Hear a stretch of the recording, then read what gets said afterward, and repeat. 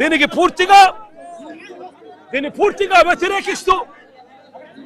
పూర్తిగా వ్యతిరేకిస్తూ చంద్రబాబు నాయుడు గారికి బుద్ధి రావాలి అని చెప్పి అజిటేషన్ కార్యక్రమం ప్లాన్ చేస్తా ఉన్నాం.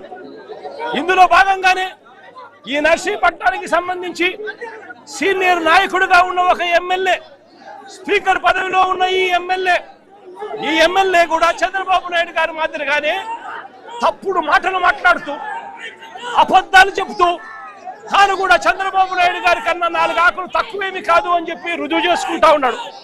ఇదే పెద్ద మనిషి చంద్రబాబు నాయుడు గారు ఇదే నర్సీపట్నం స్పీకర్ గారికి చెప్తా ఉన్నాను, అబద్ధాలు చెప్పడం, మోసం చేయడం ఎంత మటుకు ధర్మం అని చెప్పి అడుగుతా ఉన్నాం. ఈ మెడికల్ కాలేజీకి జీవో లేదని అడుగుతారా? ఇదిగో జీవో నెంబర్ 204, జీవో నెంబర్ 204. మరి జీవో లేదు అని చెప్పినందుకు స్పీకర్ పదవిలో నువ్వు ఉండి అబద్ధాలు చెప్పినందుకు నీ పదవికి నువ్వు అర్హుడు వేరా అని చెప్పి ఆలోచన చేసుకోమని చెప్పి చెప్తా ఉన్నా. ఇదే స్పీకర్ కు తప్పుడు మాటలు చెప్తూ ప్రజలను తప్పుడు దోమ పట్టించే కార్యక్రమంలో చంద్రబాబు నాయుడు గారితో పాటు చేతులు కలిపినందుకు స్పీకర్ కూడా తల దించుకోవాలి అని చెప్పి చెప్తా ఉన్నా.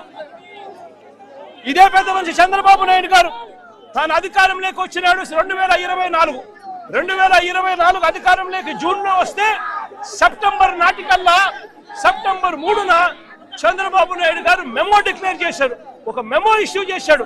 మొత్తం 17 మెడికల్ కాలేజీల్లో కన్స్ట్రక్షన్ ఆపమని చెప్పి ఏకంగా చంద్రబాబు నాయుడు గారు మెమో ఈ మాదిరిగా రిలీజ్ చేసి మొత్తం 17 మెడికల్ కాలేజీలు చంద్రబాబు నాయుడు గారు ముఖ్యమంత్రి అయినప్పటి నుంచి ఇదే పరిస్థితులు వదిలేసిన పరిస్థితుల్లో ఈ కాలేజీలు, ఈ టీచింగ్ హాస్పిటళ్ళు అన్ని కూడా కనిపిస్తా ఉన్నాయి.